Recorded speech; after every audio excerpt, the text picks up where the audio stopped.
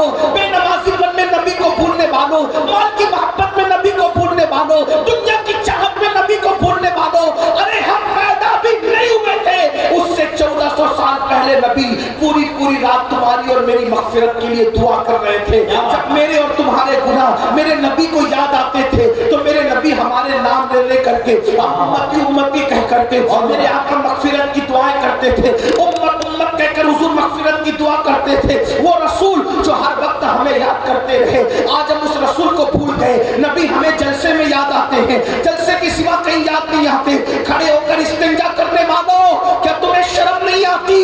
جب تم کھڑے ہو کر کے پیشاب کرتے ہوں گے اس وقت رسول اللہ کا دل کتنا دکھتا ہوگا. ذرا غور تو کرو. پوری زندگی مشرکوں کی طرح، کافروں کی طرح، یہود و نصارہ کی طرح گزار رہے ہو. شادیوں میں ڈی جے بج رہے ہیں، جہیز کی دامت عام کرتے رکھی ہے. اللہ اکبر. شادیاں ہوتی ہے تو کار مانگتے ہو، شادیاں ہوتی ہے بائک مانگتے ہو، شادیاں ہوتی ہے جہیز مانگتے ہو. بتاؤ نبی کے دل پہ کیا گزرتی ہوگی؟ اللہ اکبر. زبان کے عاشق بن کے دل کے منافق نہ بنو.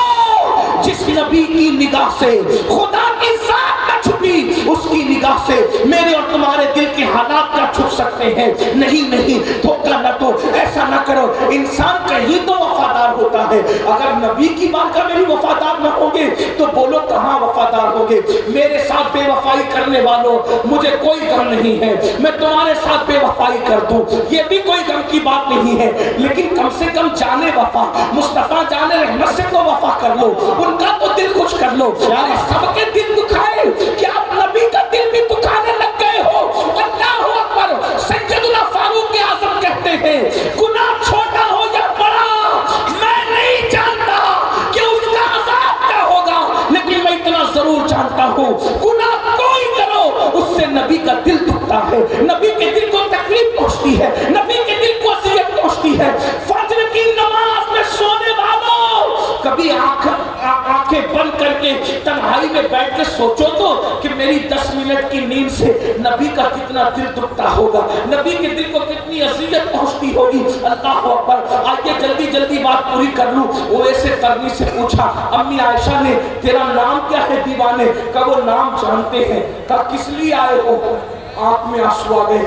ام المومنین کو کام بھی جان 8 پہر کا وقت میری ماں نے دیا ہے، بوڑھی ماں نے. میں حضور کی زیارت کے لیے آیا تھا اور آپ کہہ رہی کہ وہ گھر میں نہیں ہے. افسوس میری یہ تمنا پوری نہ ہو سکی اور اب میں بغیر زیارت کے جا رہا ہوں. لیکن جاتے جاتے میں 2 باتیں کر کے جا رہا ہوں. امی جان، ام المومنین نے کہا کیا ہے؟ کہا ایک تو یہ کہ جب میرے آقا آئے تو میرے آقا کو میرا سلام پیش کر دینا اور کہنا حضور ایک دیوانہ آیا تھا یمن کا رہنے والا، کرب کا رہنے والا، آپ کو سلام پیش کر گیا ہے. اور دوسری عرض یہ ہے کہ آقا جب قیامت کے دن آپ اپنی امت کی بخشش اور شفاعت کریں تو اس وقت اس غلام کو اور اس کی امی کو بھول مت جانا، میری بھی شفاعت کرنا، میری ماں کی بھی شفاعت کرنا. اور یہ کہہ کے پھول کر رونے لگے. ام المومنین نے کہا اپنا نام تو بتاؤ. کا نام وہ جانتے ہیں. اچھا میں چلتا ہوں، ان کو میرا سلام کہنا. اب مسلمانوں سنو، غور سے سنو. جب اویس قرنی واپس روتے ہوئے لوٹے، ابھی مدینہ منورہ کے باہر قدم بھی نہ نکالا ہوگا کہ حضور گھر میں تشریف لائے اور آ کر حضور نے دائیں بائیں دیکھا اور حضور رونے لگے. حضور کے عشق میں ساری دنیا ہوتی ہے، لیکن حضور اگر کسی کے لیے روئے تو پھر وہ بھی بندہ کمال کا ہے. حضور نے دائیں بائیں دیکھا اور پوچھا، رونے لگے. تو ام المومنین نے اس کی حضور میرے ماں باپ آپ کے قربان، حضور آپ کیوں رو رہے ہیں؟ رونے کی وجہ کیا ہے؟ آقا فرماتے عائشہ کیا کوئی آیا تھا؟ عائشہ کیا کوئی آیا تھا؟ ام المومنین نے کہا یا رسول اللہ لوگ تو روز ہی آتے ہیں، کیا کوئی آیا تھا؟ ارشاد ہوتا ہے جو روز آتے ہیں وہ اور ہے اور جو آج آیا تھا وہ اور ہے. عائشہ آج مدینے کی فضاؤں میں عاشق کی خوشبو آ رہی ہے، آج مدینے کی ہوا میں عاشق کی خوشبو آ رہی ہے. کوئی آیا تھا؟ ام المومنین نے کہا ہاں یا رسول اللہ، ایک دیوانہ تھا، دیوانہ تھا یا رسول اللہ، ایک دیوانہ تھا، اس کا نام کیا تھا؟ حضور اس نے اپنا نام نہیں بتایا، وہ کہتا تھا کہ وہ مجھے جانتے، وہ کہتا تھا کہ وہ مجھے جانتے، اس نے اپنا نام نہیں بتایا۔ تو آقا نے فرمایا اچھا کیا اس کے سر پر چرواہوں کی طرح رومال لپیٹا ہوا تھا؟ ام المومنین نے کہا ہاں یا رسول اللہ، اس کی داڑھی بڑی بڑی بکھری ہوئی تھی، ہاں یا رسول اللہ، اس کا چہرہ بڑا اور گندمی تھا، ہاں یا رسول اللہ، اس کے چہرے سے ہیبت ٹپک رہی تھی، ہاں یا رسول اللہ، اس کے ہاتھ پر انڈے جیسا سفید نشان تھا، ہاں یا رسول اللہ، بالکل ایسا ہی۔ حضور رو پڑے اچھا اویس آیا، اچھا اویس آیا، میرا اویس آیا تھا۔ حضور حلیہ تو یہی تھا، اس نے وہ یمن کا رہنے والا، جی حضور وہ یمن ہی کا بتاتا تھا، وہ قرن کا رہنے والا، جی حضور وہ قرن ہی بتاتا تھا۔ آقا فرماتی ہے عائشہ وہ اویس تھا، اویس تو جانتی اویس کی شان کیا ہے؟ حضور کیا ہے؟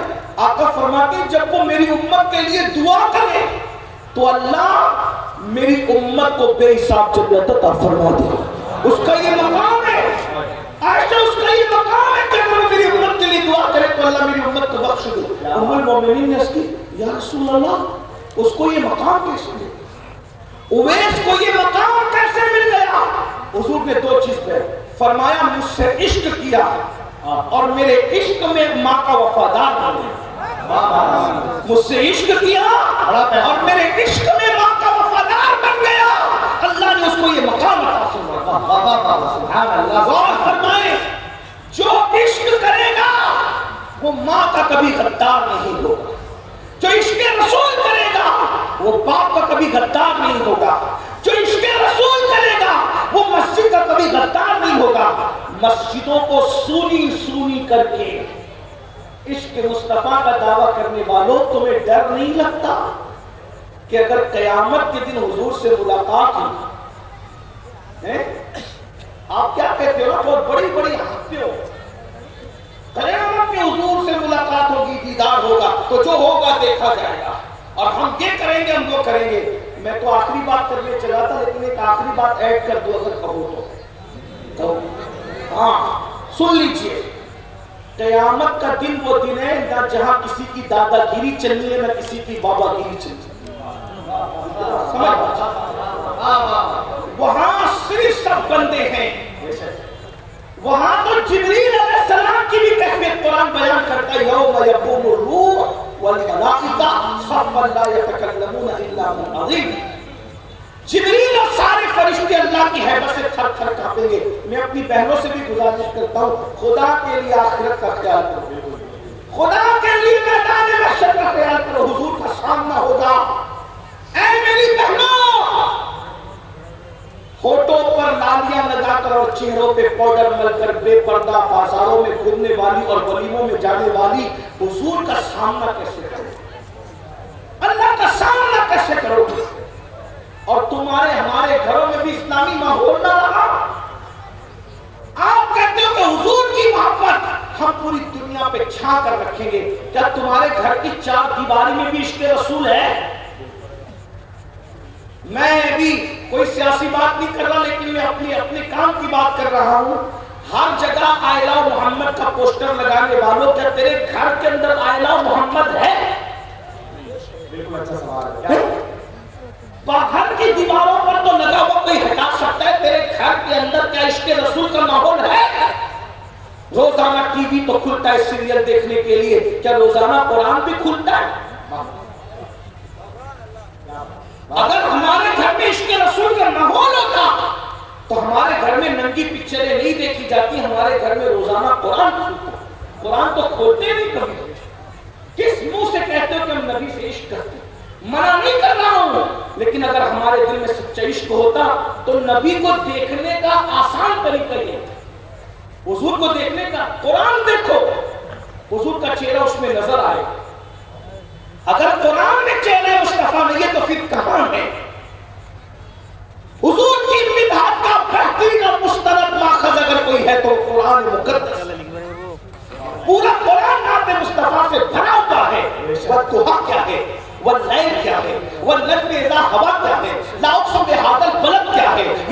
المدثر کیا ہے، یا ایھا المزمل کیا ہے، سبحان الذی اسری کیا ہے، ما ضل صاحبکم وما غوی کیا ہے، آخر یہ سب کیا ہے، طٰہٰ کیا ہے، یاسین کیا ہے، یہ حضور کی نعت نہیں تو اور کیا ہے۔ آج ہم سوچتے ہیں جنت بہت سستی ہے، جنت ہمارے باپ کی ہے، نماز پڑھو نہیں پڑھو، جنت تو کنفرم ہے کیونکہ حضور بخشوائیں گے نا، اور بے شک بخشوائیں گے، ہمارا ایمان ہے، ہمارا ایمان یہ ہے میں کیا میرے اسیاں کی حقیقت کتنی مجھ سے سودا کو کافی ہے انشاءاللہ، ہمارا ایمان ہے۔ مگر بات جو آخری کرنے چلا تو سن لو، ایک بہت بڑا سید ہے، ایک بہت بڑا سید، سارے سیدوں سے بڑا سید، غوث پاک سے بڑا سید، غریب نواز سے بڑا سید، احمد کبیر رفاعی سے بڑا سید۔ بھئی غوث پاک غریب نواز کا نام نہیں تب میں کس کا نام لوں؟ سمجھ نہیں آتی نا بات؟ اس سب سے بڑے سید کو جو غوث پاک اور غریب نواز کا بھی باپوں کا باپ ہے، اس سید کو کہتے ہیں سیدنا امام جعفر الصادق۔ اتنا بڑا سید ہے، اتنا بڑا سید ہے سنیو، جس کی جوتیاں امام اعظم سیدھی کرتے تھے، جس کی جوتی سیدھی کرنے والا امام اعظم ہو وہ جعفر صادق کتنا بڑا ہوگا، کتنا بڑا آقا ہوگا، کتنا بڑا امام ہوگا۔ جس کی کنڈے کی نیاز کرتے ہو وہ امام جعفر صادق، صرف کنڈا یاد ہے، جعفر صادق بھول گئے، پیٹ کی آگ اتنی لگی ہوئی ہے کہ سب کھانا پینا یاد ہے، حقیقتیں بھول گئے، رسومات میں الجھ گئے۔